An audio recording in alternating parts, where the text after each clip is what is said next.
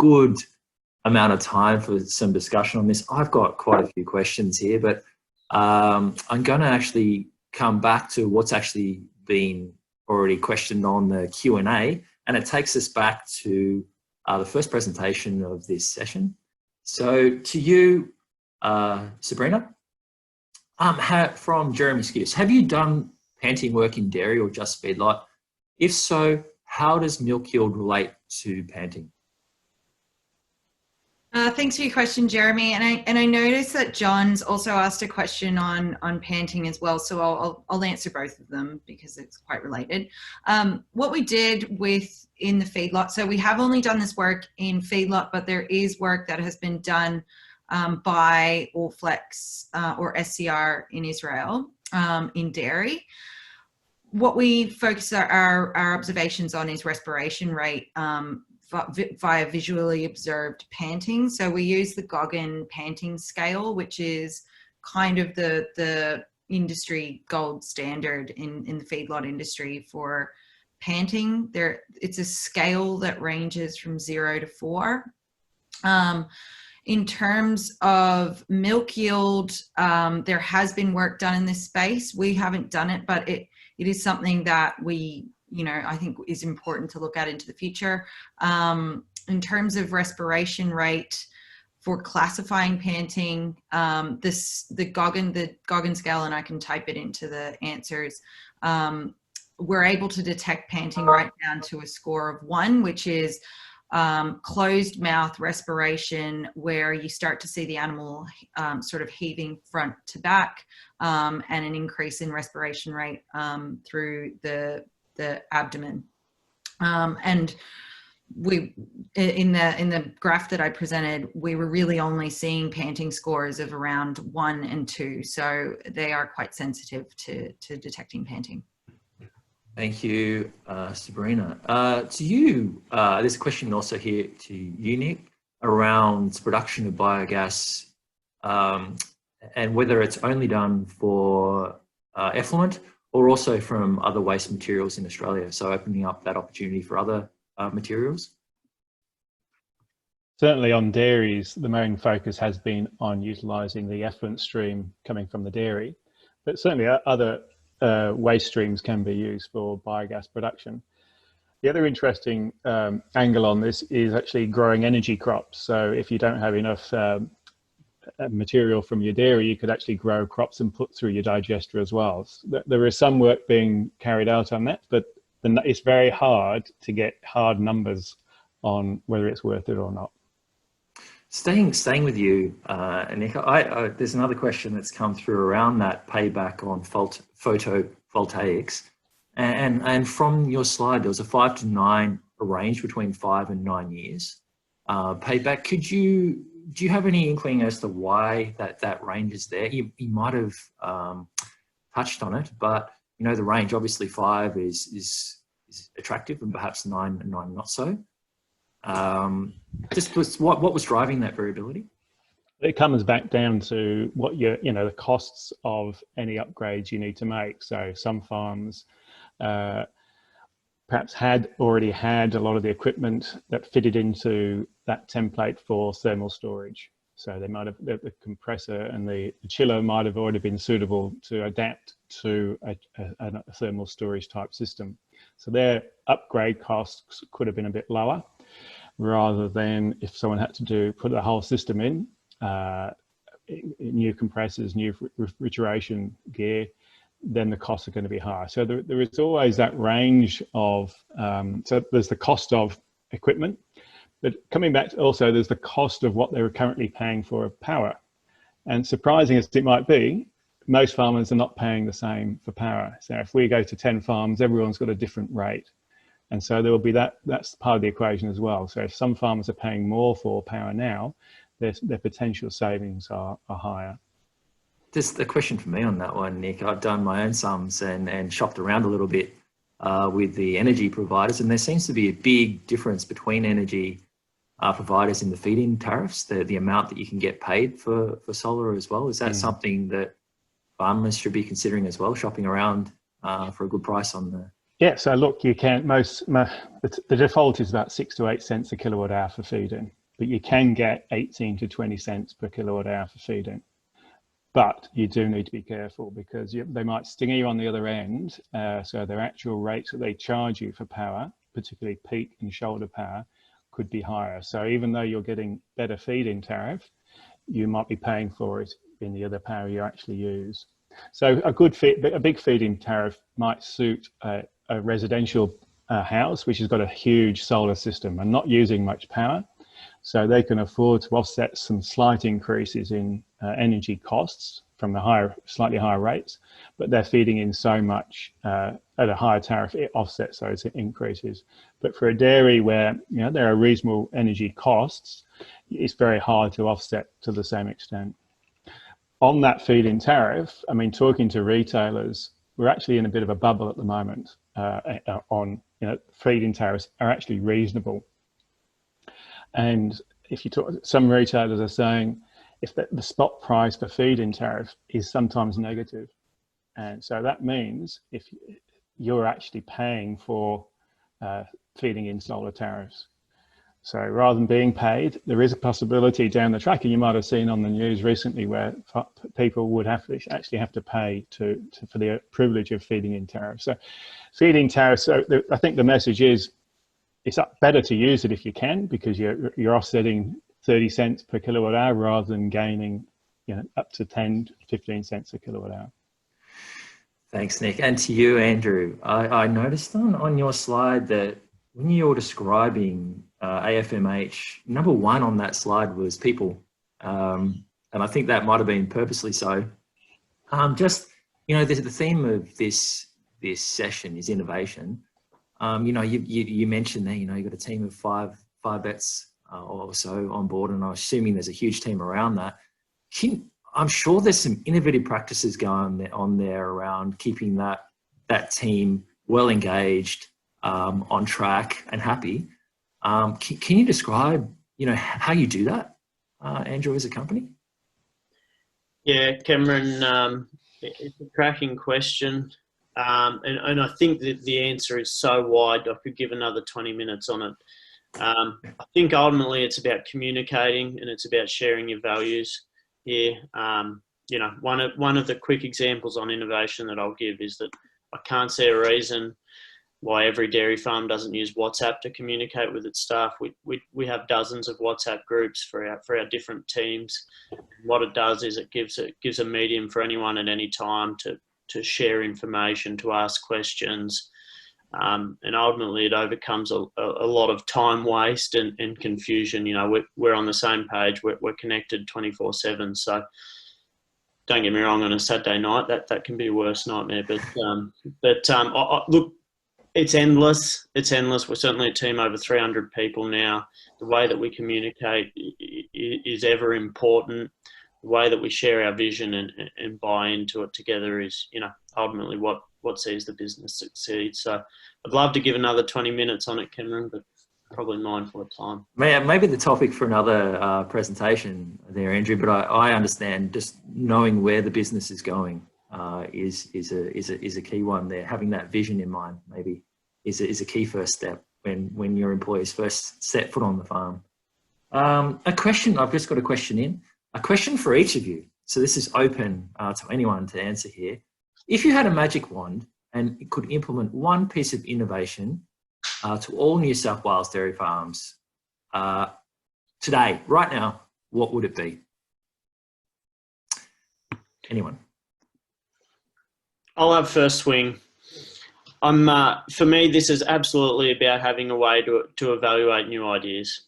I think we have a huge amount of information flowing into us as dairy farmers, and the volume of data and information around us is enormous. The way that we evaluate new ideas and determine what's going to be part of our future, for me, if I could create a system that'd do that for me, it'd be excellent. I think in terms of technology here and now that I'd use, herd management software is right up there for me. I think that's the crux of everything. So Yeah, I'd like to add to that. I mean, I think like being part of this DPI project, we've had the luxury of employing consultants to do feasibility studies. So looking at, you know, particular bits of equipment and rigorously analysing, is it worth it? Farmers don't have that luxury. So being able to, and you have to sort of sift through all the sales speak from people trying to sell you something. So being able to, like Andrew says, have a system to, or facility to be able to understand and sift through all the information coming through would be really useful to make good decisions. I don't have much to add, except that I think it's really important to evaluate what you want from technology, if that's the innovation that you're pursuing as a farmer. But I also think that there's, just to add to what Nick was saying, there's a place for consultants in this space, because we do have so many different types of technology becoming available. And as Andrew was saying, you know, how do you evaluate what kind of technologies to choose and to work? We need data integration. And through that, I think that there is a role for a third party to play in that, to help producers choose the right types of technology that will benefit their business, and look at the cost benefit as well. Thank you. Yes, and there's another question here around transparency. We had a whole session that you chaired yesterday, Sabrina, on transparency, but linking that in with, perhaps you're the best one to answer this one, Sab, around animal monitoring as well. So linking transparency and animal monitoring together in objective ways, is that something that is going to be important for future farms potentially? Yeah, I mean, personally, my opinion is yes. I think that was really clear from the talks that we heard yesterday in the society session. Transparency is really important. I think there is a lot of risk with it, but I think in turn there are a lot of benefits. To achieve transparency, we need to be accessing a range of different technologies, as well as social media or other ways of communicating what we're doing on farm. So I think technology has a huge role to play here, particularly with individual animal monitoring, to demonstrate what is happening on farm, to produce those key performance indicators that allow for benchmarking of practices within your own business, as well as across industry, nationally and even internationally. So yeah, I think the only way we're going to move towards a sort of an industry-wide approach to transparency and benchmarking is through the use and the incorporation of these kinds of technologies. Andrew, Nick, did you want to comment on that? I had a couple more questions just to skip through. We've only got about 1 more minute here. Not really, no. Okay, no, that's no worries as well. And it stays on the same theme around data collected on farm. And, you know, you mentioned there, this is to you, Andrew, and also, if you like, Nick, around data collection, the data graveyard that's potentially on our dairy farms. And Andrew, I'm assuming you collect a lot of data on your farm. And you mentioned there, I love the quote around innovation is executing an idea which addresses a specific challenge and achieves value. Just some comments around technology acquisition, data generation, and how that's handled on your farms. Yeah, it's a great question, Cameron. We certainly capture an enormous amount of information intrinsically. You know, we've got sensors on feeding and parlour, as well as on each of our animals in our facilities. So our capture is enormous in, you know, passively. How we use that information and turning that into forward-looking information is really the question that we're addressing at the moment. Excuse me. I think what we find is that the providers are all involved in their own technology, and none are particularly involved in linking it and creating intelligence or insight from that information. So the question is out there is who and how will they do that? That's the space that we're looking at the moment. But anywhere where we can predict and link our physical data capture to forward-looking financial performance, you know, I think that's really the space of opportunity at the moment. Thank you so much, Andrew, Sabrina, and Nick. There's a few thank yous you'll see on the on the chat there, Q&A. Please have a look at those, and I'm sure that would be echoed by the other participants on this session. So thank you so much. It's now 11:56. I'm running slightly over time, but now, you know, on behalf of everyone listening to you today, thank you so much, Sabrina, Nick, and Andrew. And I'll hand it over to you, Yanni.